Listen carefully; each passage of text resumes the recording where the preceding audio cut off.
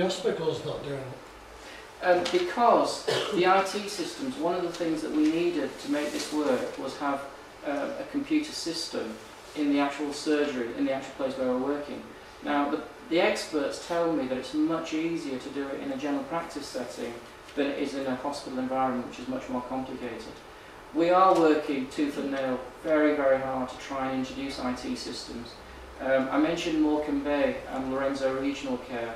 That's the start of an IT system that could do it.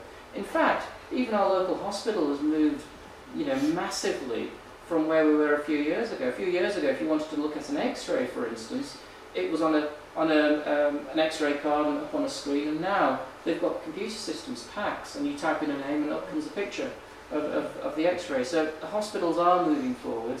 It's a level of complexity that's a little bit more difficult. To give you an idea of how slow progress is, Well. I worked with the first PACS system in this country when I was doing my research at the Hammersmith in 1994. And Tameside was actually one of the earlier adopters in the NHS rollout, and that's a year and a bit ago. So it took more than 10 years from the prototype fibre optic system at the Hammersmith to be rolled out because of technology issues, and now that you've got the same kind of bandwidth in terms of data transmission using ordinary internet as opposed to with the fibre optic side of things. Well, it's like when we go to hospital, our file at Manchester Royal is that big. And every time we go and see a different consultant, they have to try and find their little spot, that one.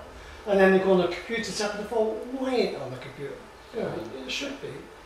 You're right, there's a lot of people working. It's very difficult, it takes a lot of time, and as you can imagine, 10 years and not necessarily being able to show very much can become very frustrating and difficult. And again, this is where we desperately need patients and the public to say, hey, keep going, don't lose faith in this.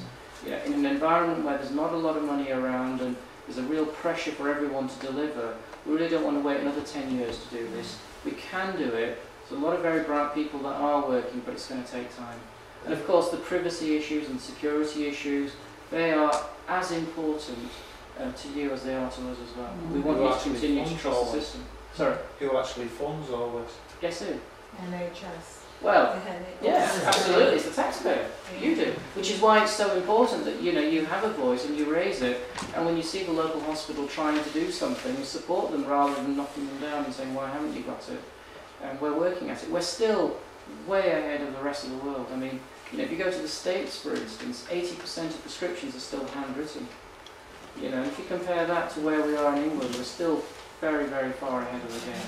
And what I'm showing you, we were the first practice in the world to offer full access to the full record. So, what I'm showing you is absolutely cutting edge of science, of medicine throughout the world. But it's great to be able to say we can offer it to all the patients here in Tameside also.